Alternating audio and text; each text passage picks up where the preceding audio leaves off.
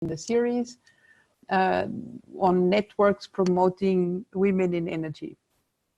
I hope you can hear me well. I will just check with my colleague whether the sound is good.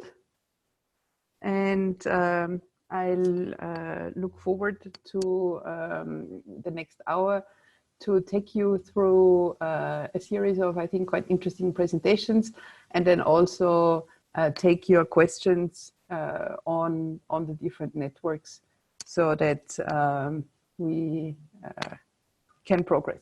Excellent.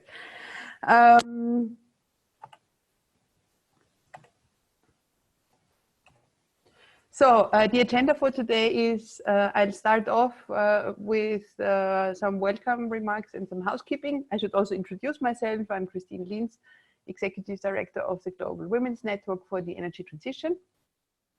We will then provide you with an overview of GWNet, the Global Women's Network for the Energy Transition, the Clean Energy Solutions Center, and C3E. And provide some introductions to our presenters. We have lined up 4 presenters for you today, starting with Annette Hollas, who is the chair of the Clean Energy Education and Empowerment Initiative, C3E, Philakot Desfaye, the founder and president of the Ethiopian Women in Energy Association, Carla Hernandez, member of the Central American Network of Women in Energy, and last but not least, Namira Hamid, founder and national manager of Women in Energy Pakistan. We will then, following these presentations, open the floor for your questions to our distinguished panelists, and then finish with some closing remarks. Just a reminder on the technicalities. You can post your questions in the chat function as we go through the presentations, and we will take these up. As we are quite a big number of people, we already have 70 and we expect a couple of more. I strongly encourage you to post your questions in the chat because it is a bit cumbersome to open then everybody's microphone and ask these questions live. We prefer to really use the chat function for the questions. I guess many of us are in home office, and like this, if we all mute all those who don't speak, if they mute their phones, I think it's the best way to ensure good sound quality during the webinar. As you know, this webinar is the last one in a series of webinars. It's the 6th webinar of this Women in Energy series that GWNet and the Clean Energy Solutions Center have been working on. This event will be recorded, so we will share afterwards the recording with you all. They will be made available on both GWNet's website and also the website of the Clean Energy Solutions Center, and recordings will also be available on YouTube should you wish to come back to those. I'll start off with briefly introducing GWNet. We were founded in 2017 as an international non-profit association with the aim to advance the global energy transition by connecting and empowering women working in sustainable energy in all parts of the world. Currently, there are about 11 million people working in the renewable energy sector, and this number is supposed to increase to 42 million by 2050. And currently there are about 32% women in the sustainable energy space, which is a bit more than in traditional sectors such as oil and gas, where the share is 22%, but still we are far away from gender parity. And we believe that in order for this sector to thrive, it's important to attract the best talents of both men and women. That's why we have created GWNet. It's a membership-based association, so you are welcome to join as member. You can check out our website, globalwomennet.org. We have created a Women in Energy Expert platform, which we've launched about a year ago with the objective that women can showcase their expertise and create their profiles in order to document that there are lots of capable women out there in the space, and also provide conference organizers with the possibility to look for talent, and also to really counteract the argument that there are not enough women out there. We have, I'm proud to say, now over 1,000 women registered on the platform from over 90 countries, so it's quite international. And we are currently working on new features that should enable also the creation of groups, but also the possibility of sharing work, and of also direct messaging between the members, should they wish so. So our main activities are the connection of women. Apart from the platform, we also regularly organize networking events. So far, they have always been back-to-back with major energy conferences. In current times, we are also working on solutions to transferring these to the virtual space.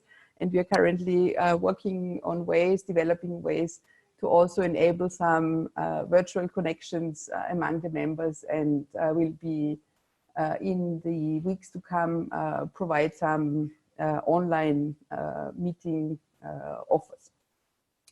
We are working on advocacy. We generate and share information. We have participated in studies, and we have also earlier this year launched our own study on women in sustainable energy, fostering women's talent. It can be downloaded from our website. And we have also just recently launched the Energy Transition Role Models campaign, which showcase women energy entrepreneurs from around the world. You have the link to these testimonials here on the slide. And last but not least, we offer services such as mentoring programs. I am proud to say that in the meantime, we run a series of programs from sectoral programs on wind, for example. We are currently in discussion on a program on energy storage. We have our global GWNet mentoring program, and we also run programs with a geographical focus for the MENA region and Latin America at the moment, and others will come. So this is in a nutshell what we do, and as part of course, also bringing people together and sharing information, we have engaged in the Clean Energy Solutions Center on these series of webinars. Let me briefly introduce the Clean Energy Solutions Center to you. It is an initiative of the Clean Energy Ministerial. The Solution Center is structured to help governments design and adopt policies and programs that support the deployment of clean energy technologies.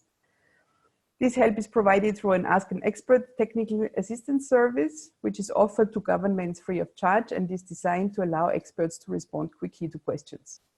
The Solution Center also engages in capacity building activities such as the webinar you're attending today.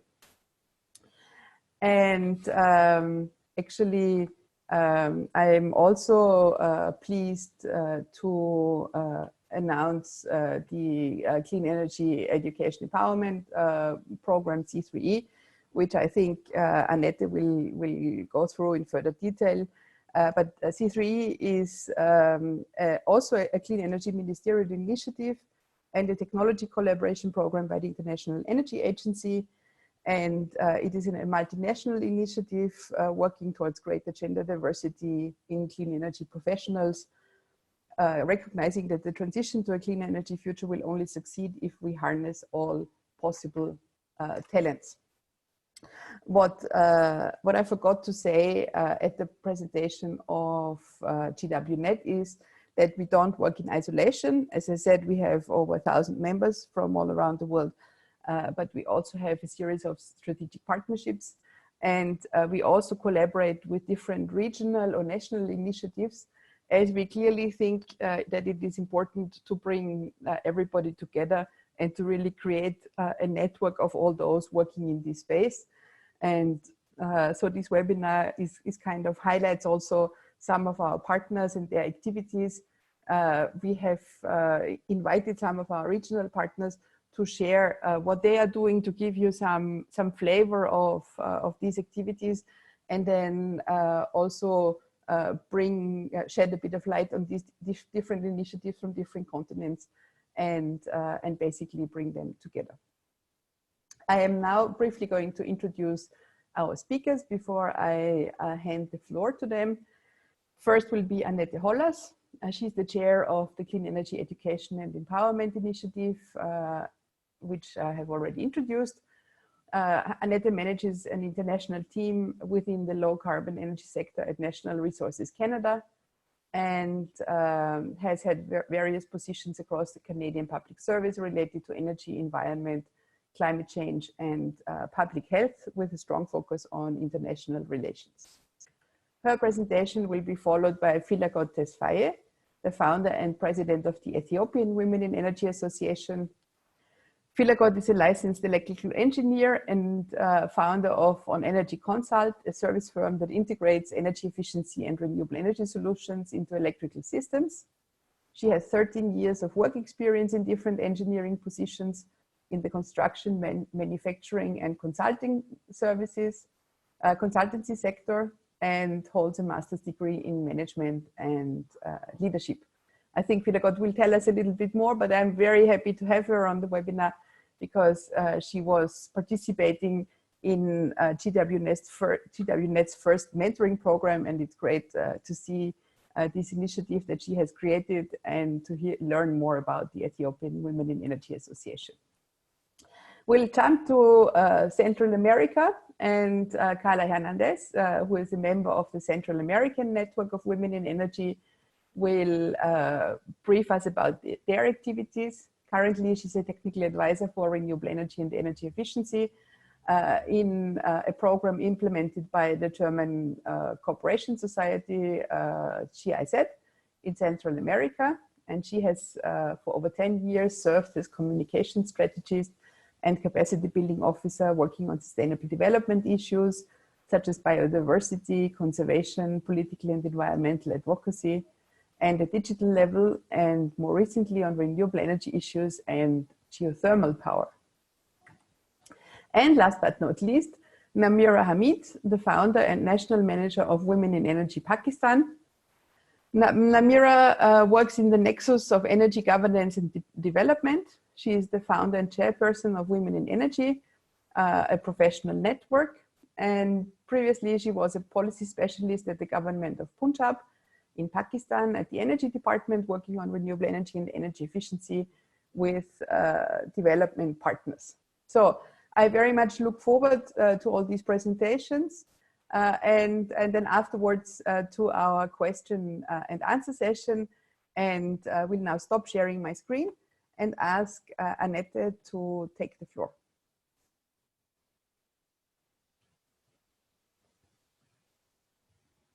Hi everyone, it's Annette here. I'm just working on sharing my screen.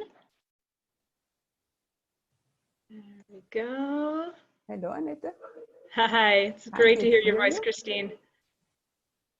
All right. Sorry, we did do a test run, but of course. Can everyone see my screen? Yes, we can see the screen. Annette, I can't hear you. Yes, I can see. Okay. I can see your screen, but I can't hear you. Can you hear me now? Yes, I can hear you and see you. Yes. Okay, great.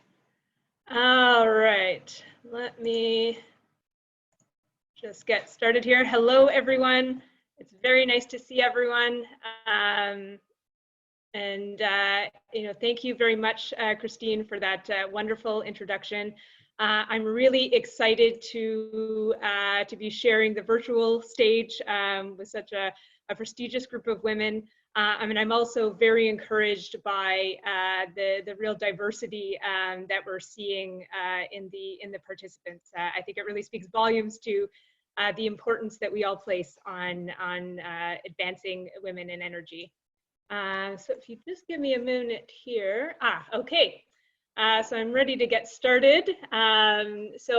We've already learned a little bit already about what C3 is all about, thanks to Christine. It's an international initiative that's part of both the Clean Energy Ministerial and is also a technology collaboration program by the IEA. And our main objective, of course, is to advance the participation of women in the clean energy revolution globally. We are primarily a group of governments working together in the policy space to influence the advancement of women in energy. But like Christine said, we are not working in isolation either. We're looking to work with other organizations and form partnerships to advance this important issue. So maybe just a couple of minutes, and Christine also articulated this very well on this, on the importance of the work on women and energy. Of course, we know that already we know that the numbers and the representation of women in both the clean energy field and then traditional energy is quite low. I think we've reached a point where all the necessary ingredients are there to advance the participation of women in the sector. There is more political will, I'd say, than we've seen in the past. More actors coming together to advance this important issue, but still quite a bit more work to be done in this area. We're seeing that women, of course, are paid less than their male counterparts. We're seeing that not enough young women are entering into the STEM fields as we would like to see. So this, in essence, is why our initiatives exist. So C3E International, we aim to advance women's participation in clean energy through a number of areas, 5 key areas in particular. That's through data collection, ambassadors and mentorship, awards and recognition, through our communications efforts, and also through a campaign called Equal by 30. And I'm going to delve into to all of these areas just a little bit more. So firstly, I mean, we've had a number of successes in the last few years, and I'll highlight some of the successes through each of our activity areas. C3E International launched its latest data report called the Status Report on Gender Equality in the Energy Sector at the last Clean Energy Ministerial in Vancouver in 2019. This, of course, is a very important area of work. There is not enough gender disaggregated data being collected. We're trying to fill that gap and close that gap.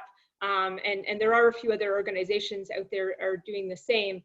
But we know, of course, that we need more information. We need better data in order to inform policy and decision making. So this is a really important area of focus for our initiative, and looking to continue to advance this work, hopefully in partnership with others as well. I also mentioned our international ambassadors and mentorship program. My UAS colleagues recently relaunched and reinvigorated this program, and this is essentially a group of leaders or preeminent women, primarily in the sector, who serve as role models and mentors to the next generation of female leaders in the sector. We have had a roster of international ambassadors already in place, but we're looking to relaunch, as I said, and to bring on kind of a new cadre of women in the sector. We're very excited about this work, and lots of opportunity for collaboration with others in this area as well. We also have an awards program, and we launched the first ever C3 International Awards program at the Clean Energy Ministerial in May of last year. We awarded an individual of distinction and an organization that is paving the way on gender equality. So that was a very exciting milestone for us. We are also accepting nominations for the second annual C3 International Awards program, and you can get in touch with me to learn more about that. We're partnering with an organization called Women in Renewable Energy to launch that program. The next area of focus that I had mentioned, this is the Equal by 30 campaign. This is an effort that was launched in May of 2018 in partnership with Sweden. It's a campaign that brings both the public and private sector together to collaborate to reach the goal of equal pay, equal leadership, and equal opportunities by 2030. This has been an enormously successful effort. We are now over 135 signatories worldwide, all working together to move the dial for women. Essentially, signatories agree to a high-level set of principles around the areas of equal pay, equal leadership, and equal opportunities, and then agree to take on concrete commitments that would be specific to their organization. We couldn't do this without some of the partners that we have on board. GWNet is a signatory, so is Women in Energy Pakistan, and I also saw one of my good friends, Michelle Brannigan, sign into the webinar. She's a part of Electricity Human Resources Canada, and these are all organizations that we learn from and rely on quite a bit for their expertise. And really what we've seen in the past year on this campaign, the real success has been in the lessons learned and the sharing of what really works and what doesn't to move the dial. So to learn a bit more, you can go to the kind of specific website for Equal by 30. Also, we are also, I should mention before I move on here, that we're working on ramping up our communications efforts. That's really important for all of our organizations to stay connected. And we'll be launching a new website probably within the next few months. And that would be a really, really great way for all of the organizations here speaking today to collaborate and cross-promote our efforts. So stay tuned for that in the near future, but we are quite active on Twitter, so visit us there. Another, in addition to the activity areas that we're advancing, I'd say we're also really, we've been successful, and we want to keep the momentum going and keeping gender equality on the agenda of major international meetings. For instance, of course, we use the Clean Energy Ministerial Platform, and at SEM10 in Vancouver in May, this was an important gathering of ministers in energy. There are a lot of additional stakeholders, both from the private sector and from the non-governmental organizational sector that participate in these meetings. We had an incredibly successful set of gender equality related events that were held throughout SEM10, but one in particular was a Women in Energy breakfast. It was extremely well attended. This was an opportunity for us to profile our work, but also to keep the conversation on the radar, that it's important to be, if we are advancing clean energy globally, we also need to be paying attention to gender equality. We continued that conversation at the IEA Ministerial in Paris in December of 2019.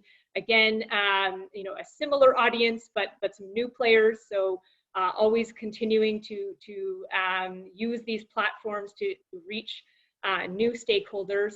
And we were quite successful there. And actually, we had both a high-level session with ministers discussing the issue at the policy level, but also had a working level session to gather input from all of the great organizations working in this space to help inform our work. And that was very successful.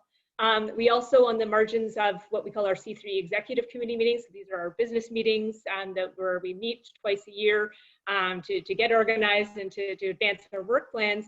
But we also try to organize events or conversations with public and private sector actors to discuss the critical issues facing women in energy. And we've been quite successful there. So important both to be advancing our work program, but also to be keeping this conversation going at major events.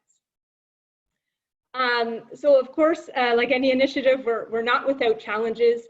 Of course, there's the challenge that that we face in the sector, that the representation of women in the sector is low. But as an initiative, I'll just point out a few elements, and some of these I won't dive too deep because I think we could go into this, some of this in the discussion portion.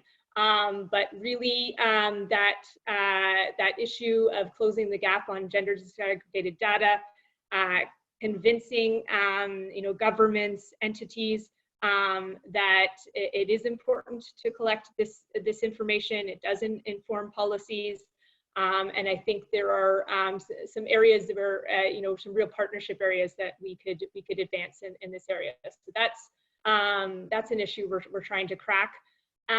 For us specifically, how do we expand our membership and reach? We are attached to very, very important and preeminent platforms, the Clean Energy Ministerial and the International Energy Agency.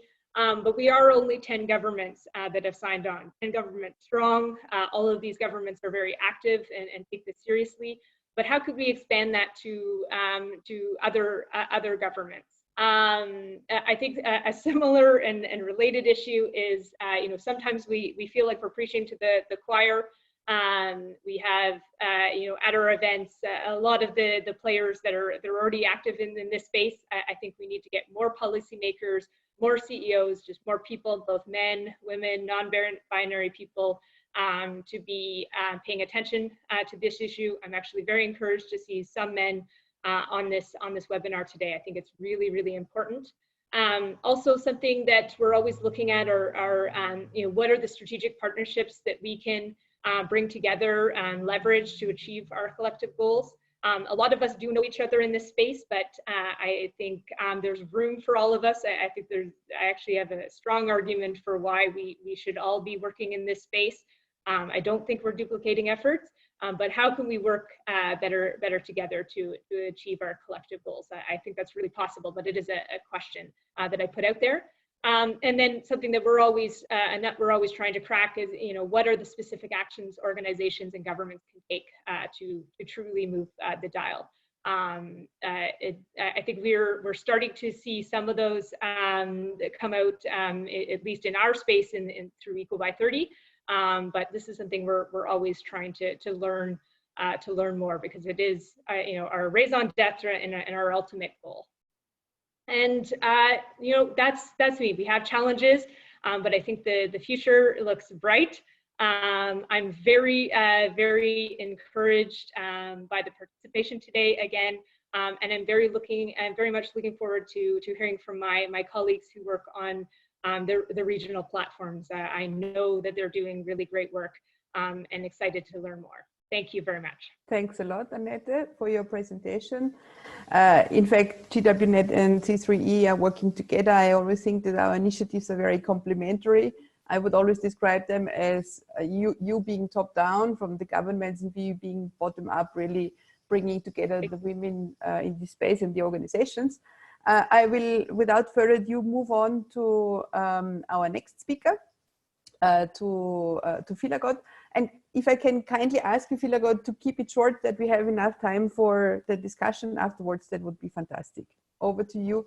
If you could stop sharing your screen, Annette, so that Philagot can put up her presentation, that would be terrific. Thank you. Hello, everyone. I'm really excited today. Yeah.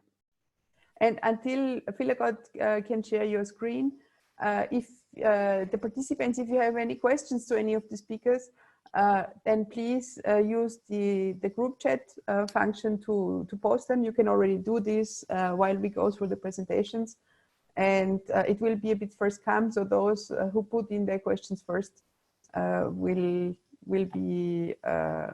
get them answered for sure. So over to you, Philagot. Okay. Hello, everyone. I'm really excited to be here today. I hope you all are keeping yourselves healthy and safe in this uncertain environment of our century. I really want to thank GWNet for having me today representing Ethiopian women in energy. Um, I'll directly go to my presentation. So Ethiopian Women in Energy, or we abbreviated it as EWIN, is established to fill the gap of less women involvement in the Ethiopian energy sector.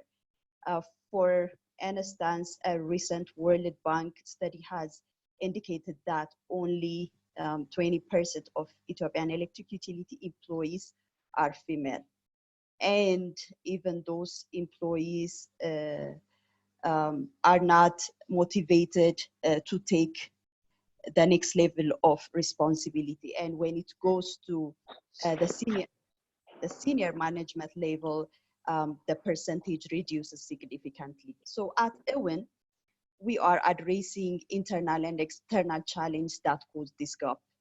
When we say internal challenge, it indicates that the attitude we women has towards ourselves. Due to a various societal and family responsibilities, women tend to limit ourselves not to go beyond certain level in our career.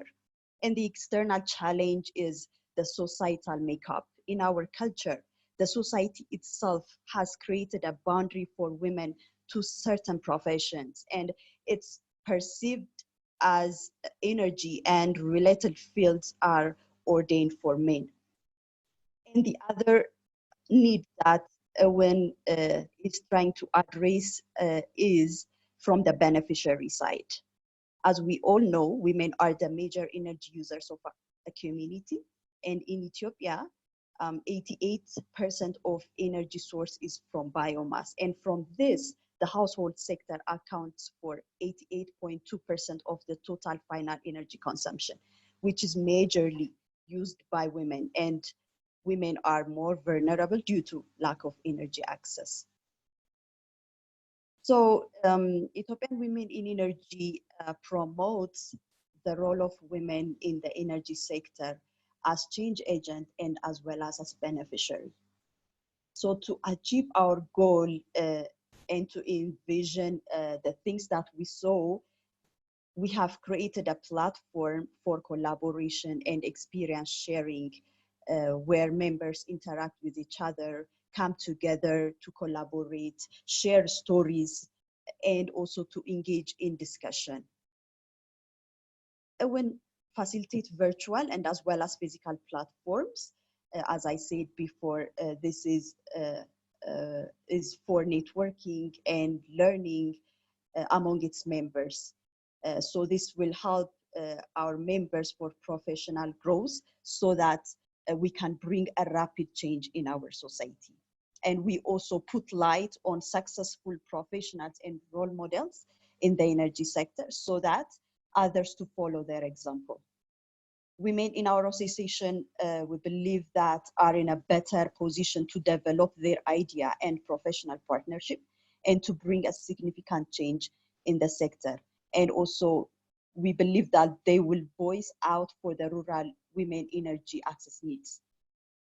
We also believe that women opinions should be heard at the boardroom to solve the energy access issues of our society. So at EWIN, we also support our members by providing need-based trainings to make our members positive contributors in the changing energy sector of our country. We also provide technical support for partner organizations to ensure gender inclusive energy programs are realized. By doing so, women in our association are better positioned for professional partnership with other organizations. In the past time since we have started implementing activities at EWIN, we have seen positive results by impacting individuals' lives. We have members who were promoted, we have members who got new jobs, and who started their own business as well. So this, when we see this kind of impacts in individuals' life, we always get encouraged to go further. We also avail volunteering opportunities for young students who are interested to continue in the energy sector, so that they will get knowledge and also they will network with seasoned senior experts and also to get mentors. As we know, information is power in our era, so students are empowered to make decisions because of the knowledge they have received from our network. We also participate in national events where we were able to create awareness on the particular role of women in the energy space. We also influence the social construct, which has a bias of this kind of professions should be carried out by men. So through my journey of leading this network, I have heard from various organizations criticizing about unavailability of women. They say that, no, women are not there, even if we want to hire them.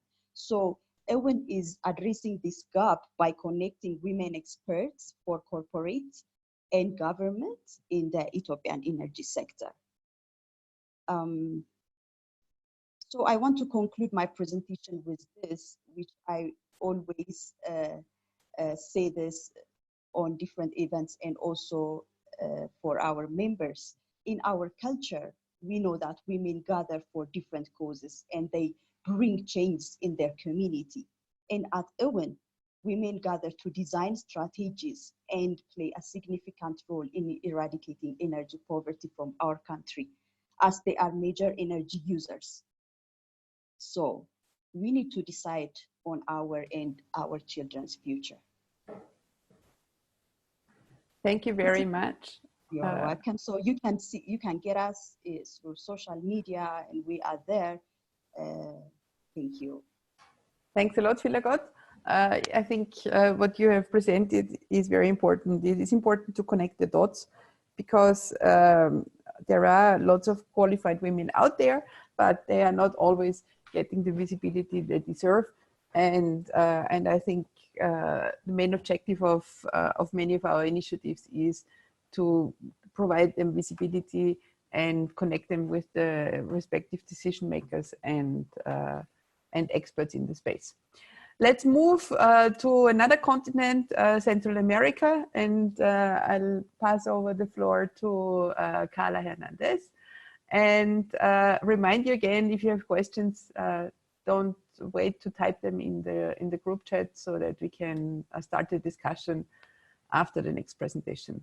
Over to you, Carla.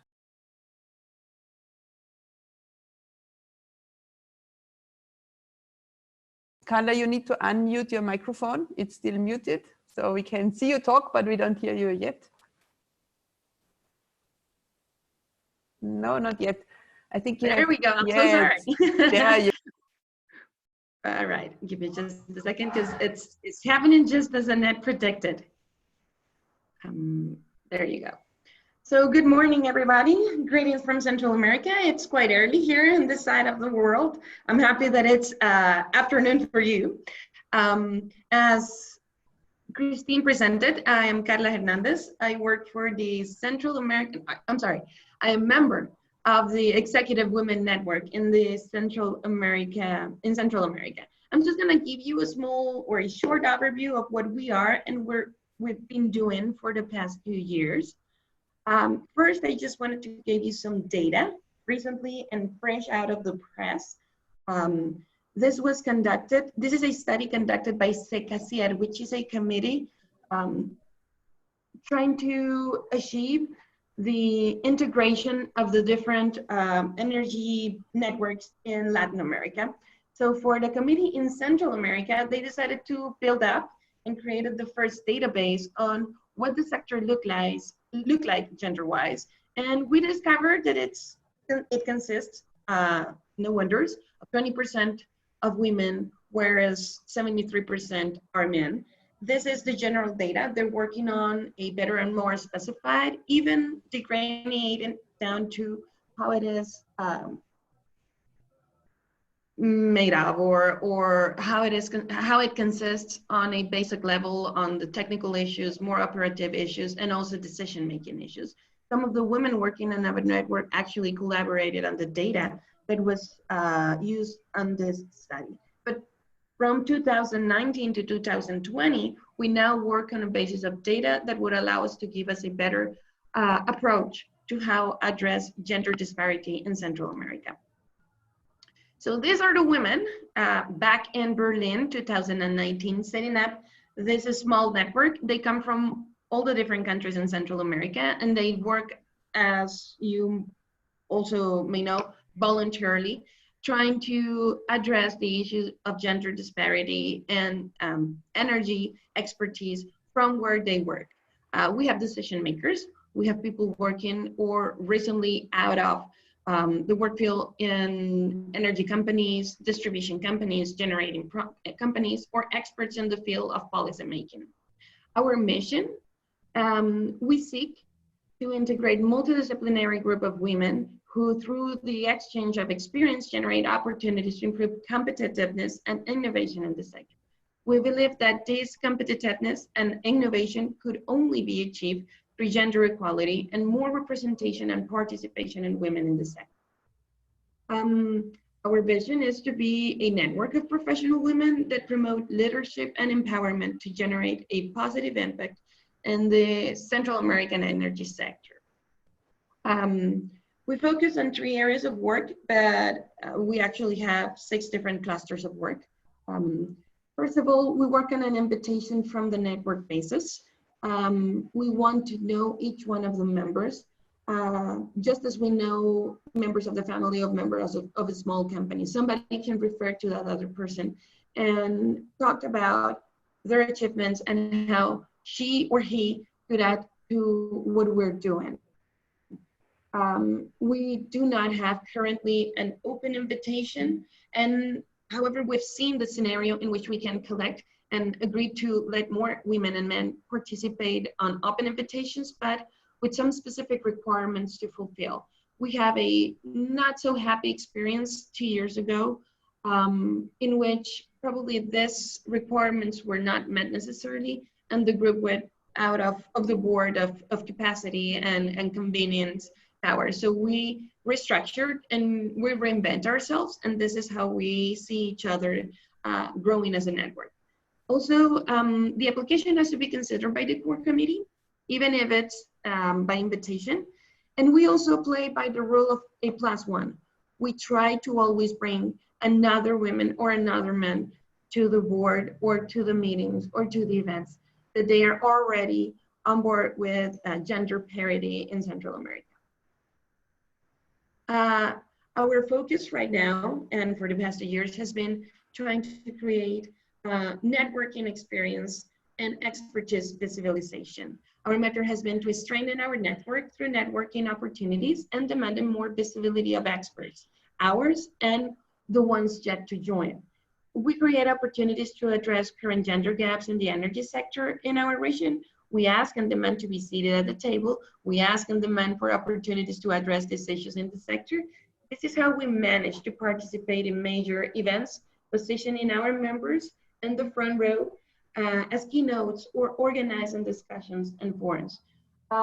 We do this in a very polite, because we do know who the people we're dealing with and how they react to enforcing. And when we say we provoke and we demand, we do it strategically, so nobody feels threatened, but everybody gets the opportunity to participate and have a space at the table or at the conversation.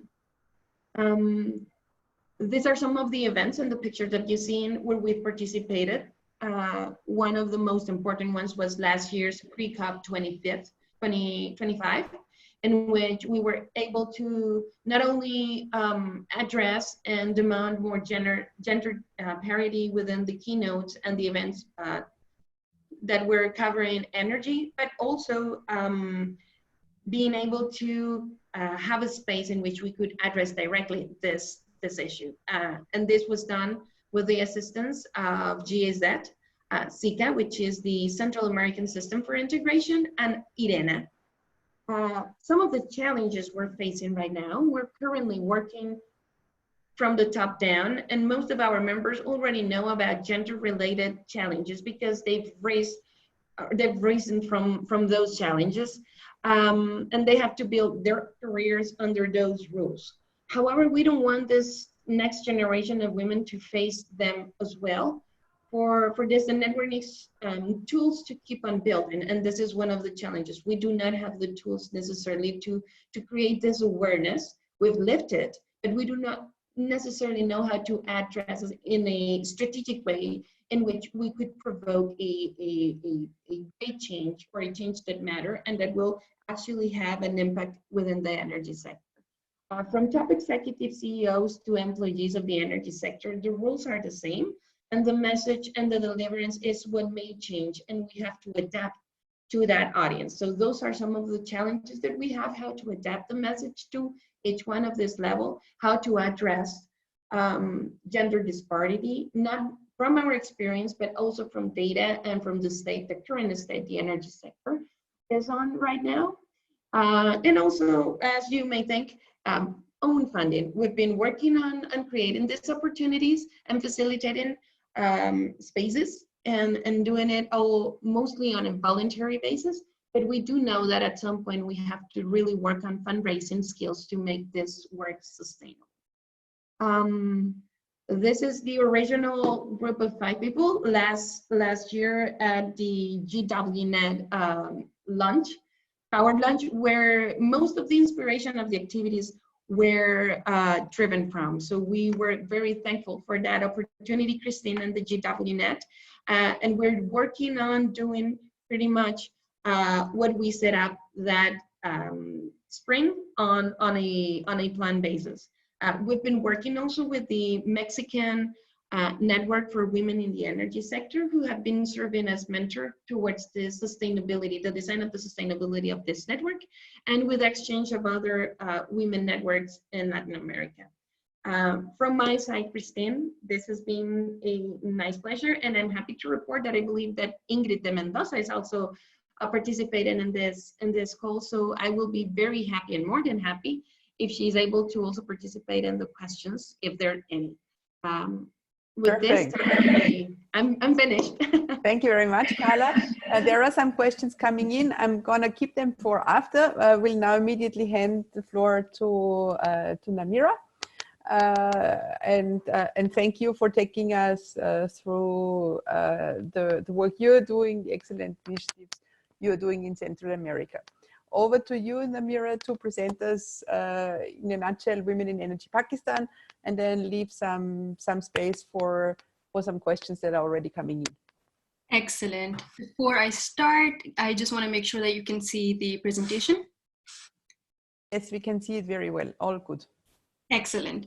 Thank you so much for having me amongst this amazing set of panel. I will just check. Okay, I think this looks good. So again, thank you so much for having us, and it's been a pleasure to listening to all the other women in energy networks that are working around the world.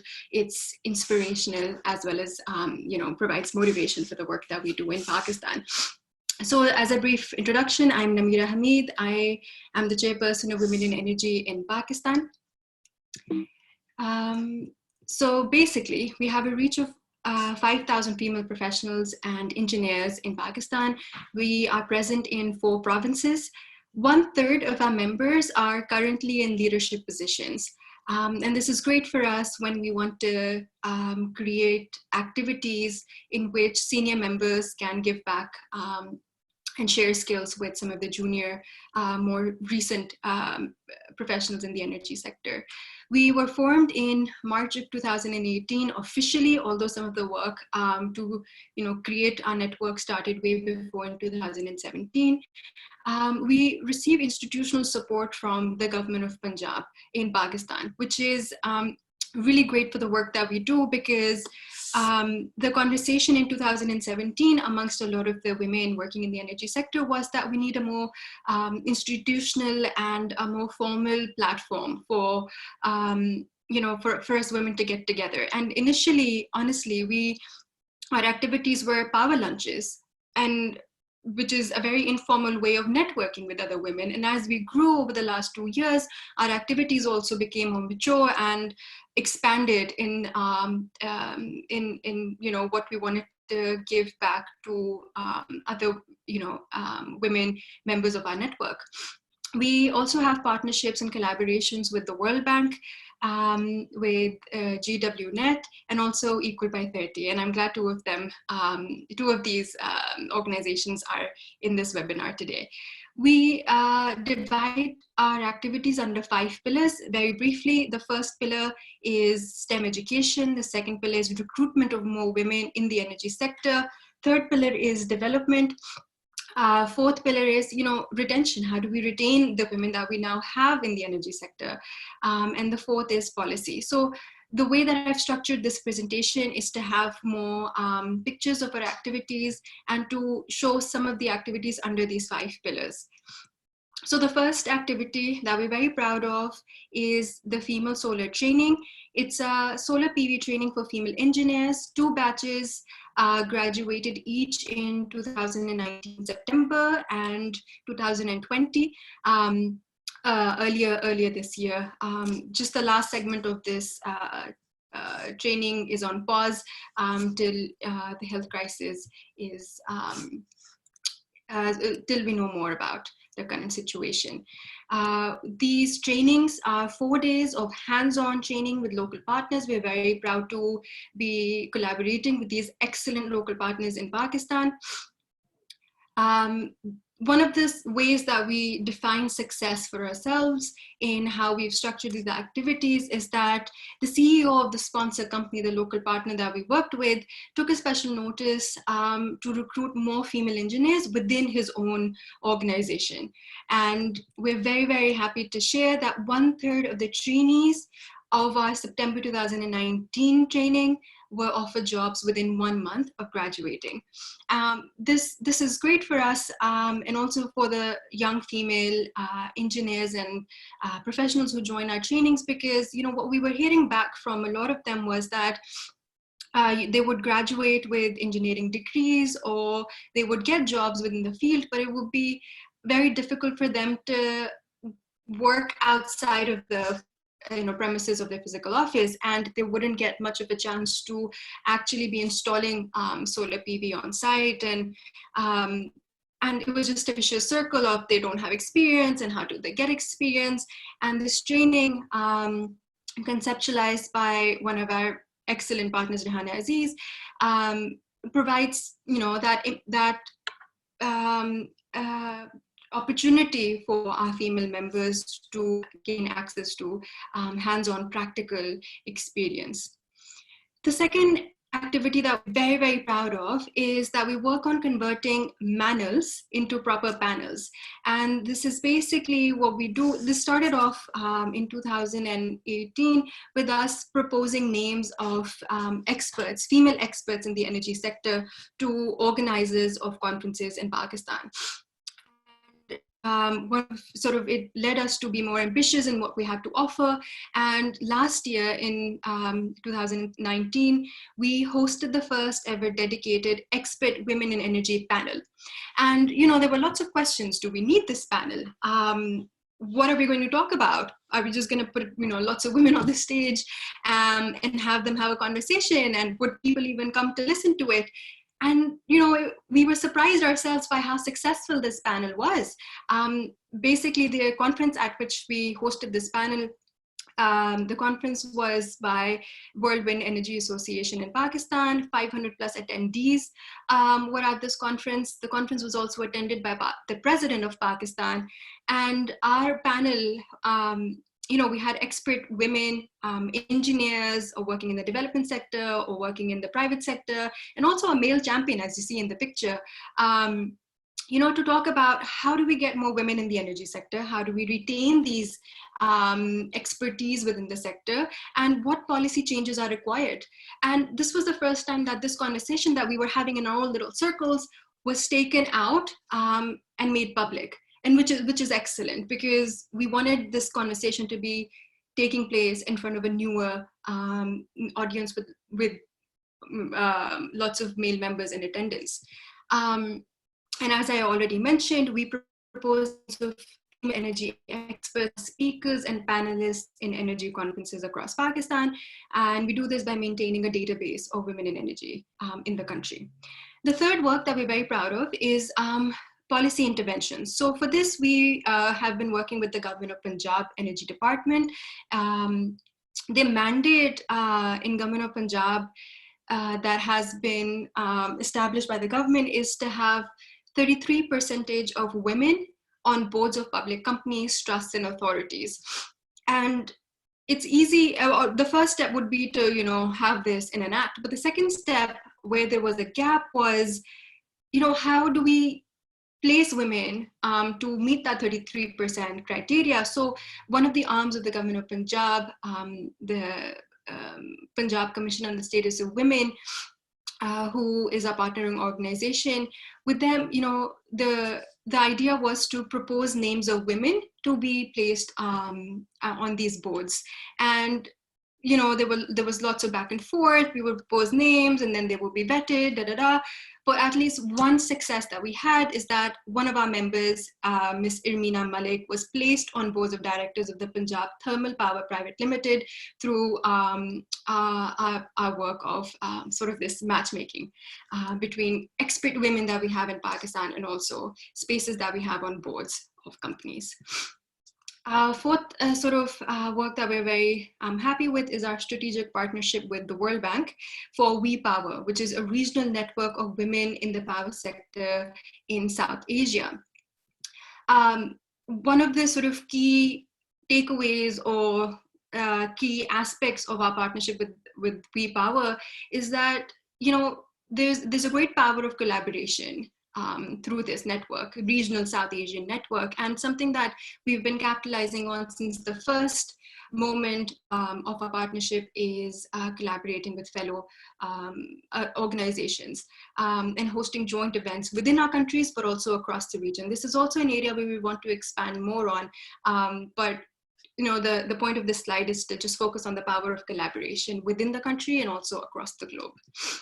So these are not only what we want to be doing in 2020, but also I wanted to leave some questions, something that our team thinks about behind the scenes, and also questions that we want to pose to the audience today to think about. So just to add more to what some of the fellow presenters said earlier, that we also want to be expanding our membership.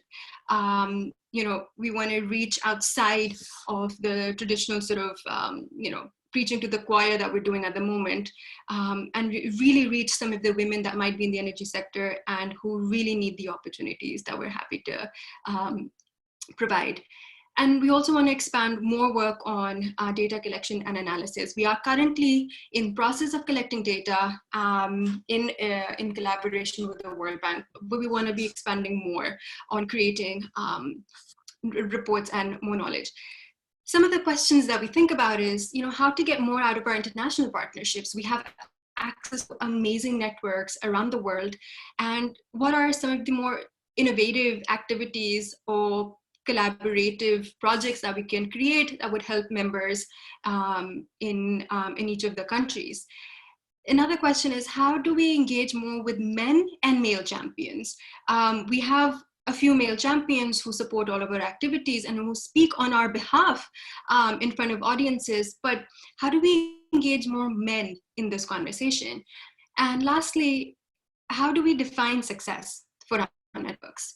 How do we attain sustainability in our work? And this is something that we want to be continuously thinking about, so that every year we define success in a different way, and every year we contribute more to sustaining our networks.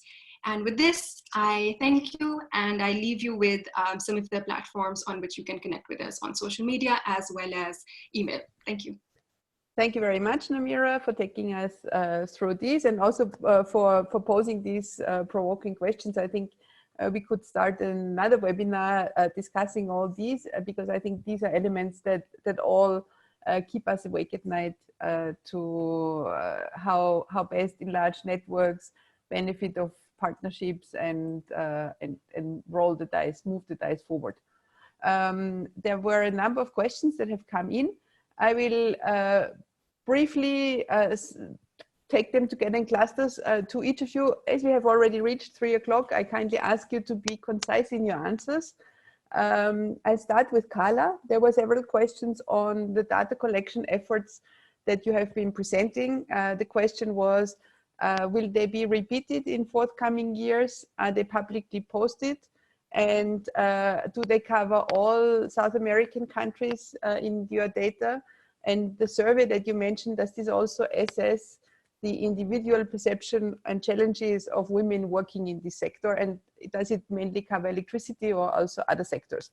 A bunch of questions, but maybe you can be very concise in your answers, Carla. Sure. I'll try to. First of all, the study and the survey was not conducted by our network, but by other network. However, most of the women in our network participated and given the data. The information is with regards to the energy sector, specifically the electricity sector, the ones that are mostly attached to this other network seeking for integration. So it's more likely on distribution, generation, and transmission sector of electricity, but not necessarily energy or, for example, fuels or other sources. And it only covers Central America, to my understanding, because that's how the funds for the conduction of this study was obtained. It did not cover South America, though they tried, because it's also, SECACIER belongs to a larger committee which seeks for the Latin American integration of the different transmission lines. However, for this particular study, they only focused on Central America, countries from Belize, Guatemala, Nicaragua, El Salvador, Honduras, Costa Rica, and Panama. And I think that they probably included Dominican Republic, but I'm not quite sure with that particular country. Excellent. Thank you very much for these concise answers. A question to Philagot, whether you can highlight specifically the internal and external challenges that you have been facing in your work. Yeah, these are the barriers that I've tried to mention. So internal means from the perspective of women. I mean, we women ourselves, we limit not to go beyond a certain level due to family responsibilities or any kind of societal responsibilities. So this is one of the barriers that we want to overcome by training, empowering, exposing women so that they can see their internal potential and overcome the challenge that's already created in their mind, in their attitude. So when we say there are external challenges, those are the society makeup, because in our society, it's male-dominated society. So most of the fields like energy, engineering, STEM, such kind of fields are filled with men. So one of the reasons is the society by itself think that women cannot do such kind of things. So this is one of the barriers that we want to address by creating awareness to our society. That's one of the reasons we want to create visibility when we attend big events, that we want to send the signal that no, we women also, we can do this. We have a potential. So by doing such kind of activities, we're trying to overcome that external challenge that already created in the society. Great, thank you very much. A comment to Annette. World Bank's Women, Business and Law conducted a research on getting to equal in 2016. This information was not energy or renewable energy specific, but it can serve as a basis for collecting data. So that was the comment. And also, do you know about any data of how many women are taking STEM studies, and any insights into your future data work would be appreciated. Thank you so much for those questions, and thank you. I saw that it was someone named Beryl Claire that put forward the suggestion to look at the World Bank report. I actually hadn't seen that one, and I'm always looking for new resources. We do rely on other organizations that are working in this space. We rely on IRENA quite a bit, for example. for that data set in the renewable energy sector, but I hadn't seen the World Bank, but World Bank has very credible sources, and we will look at that. In terms of other data collection points, I mean, the countries that we were looking at in our most recent study did happen to have data on STEM numbers for the number of women entering in that sector. But I will say that you know, we had difficulty in finding common metrics to measure a women's participation in the sector. That can be a challenge. That was one for our set of countries that we had, but you know, if we expanded the study to 10 to 20 more countries, we may not have that common metric. And so that's an issue in data collect that we're looking to address. I saw also that there was a question about maternity leave policies, and in the countries we were looking at, you know, we do see those policies implemented. It's very important policy, but I'd say it's not implemented evenly across the board. And of course, anecdotally, even when you sometimes have that policy, it can still be difficult for women to re-enter the workforce. And so we're also trying to look at some of the qualitative factors, the qualitative data that comes out of those kinds of study. We're going forward. I mean, we don't have a big study this year because we're trying to, you know, tracking progress over time. You know, we wouldn't see a big change. But we are looking at potential, you know, partnerships in, you know, lifting up each other's efforts on data collection, because already I'm seeing in the comments it's so important to gain this knowledge.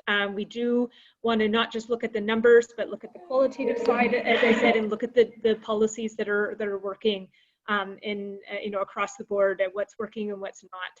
So that's you know, some of what the future holds. Thank you. Thanks a lot, Annette. I'll add to there, you could also look at GWNet's recent study on women for sustainable energy strategies to foster women's talents for transformational change, where we have, of course, also encountered this issue of disaggregated data and data that are not always comparable with each other, but where we also highlight a series of best practice examples from governments, but also from the industry on how to foster women's talent in this sector. And the last, and again, my apologies if I can't take all the questions. I've tried to synthesize them and to give each of the speakers one more chance to intervene. Time is running. We have been very ambitious with lots of presentations, so I'll provide the last question to Namira, asking her for a concise answer. And this was very interested in number one of your pillars, recruitment. Can you share some info? The person who asked the question said that there is a huge problem in their country where it's almost impossible and only a small amount of women can apply for engineering and development roles. And so the question is, how did you manage to provide opportunities for all these women? Hi, that's an excellent question, and it's something that we also struggle with. So you're definitely not alone. Recruitment of women in the energy sector is very low. But there are two things that are happening and that we're happy to contribute to in Pakistan. So the first is that we've committed to approaching 2 private companies per year and sort of lobbying with them to have a certain quota to recruit more women in the energy sector. And there's a big debate on, should we have quotas for women? Should we not have quotas? And there is no easy answer to this. But as one of the tools to get more women and have more gender balance in the sector, quotas do help. So this is, you know, something that would only be successful in the long term.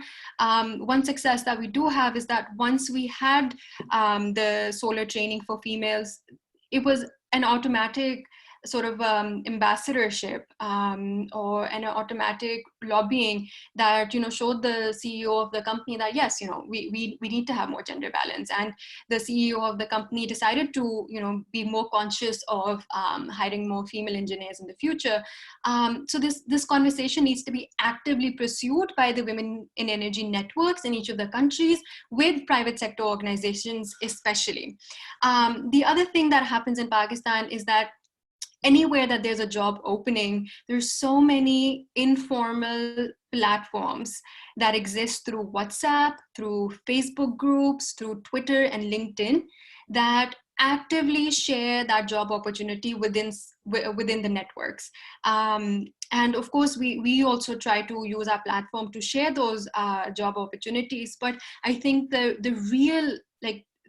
real power in Pakistan right now that's happening is that these informal, smaller groups and platforms that exist that immediately share a job opportunity and encourage other women to apply. And it's important to also add that a lot of women look at the job criteria for a position and say, oh, I can only fill out maybe 8 out of these 10 requirements. Maybe I don't know if I'm ready to apply for this. And, there's anecdotal evidence to suggest that for a male, for a man of a similar professional experience, even if he fills out 6 out of 10 job requirements, he'll be like, you know what? Yeah, I'm going to go for it and apply for this job. So whenever we're sharing job opportunities within our networks, we really, really encourage women to apply.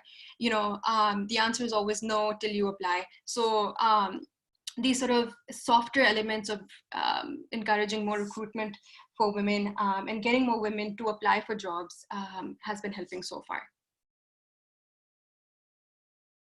Great, thanks a lot, Namira. I thank you all, the participants. It's great to have you.